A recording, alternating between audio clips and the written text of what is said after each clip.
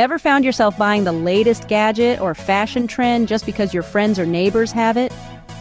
Welcome to the world of keeping up with the Joneses. This catchy idiom refers to the idea of comparing oneself to one's neighbors as a benchmark for social standing or material wealth. It's a phrase we often use to describe folks who seem to always want the same things their friends or neighbors have, just to show they're on the same social or economic level. Do you often find yourself trying to keep up with the Joneses? Ever wondered where this peculiar phrase came from? It's believed to have sprung from a comic strip penned by Arthur R. "Pop" Moman back in 1913. The strip, aptly named Keeping Up with the Joneses, revolved around a family always striving to match their unseen neighbors' standards. This constant struggle to maintain parity with their invisible counterparts gave birth to the idiom we know today. So the next time you feel the need to keep up with the Joneses, remember it all started with a comic strip.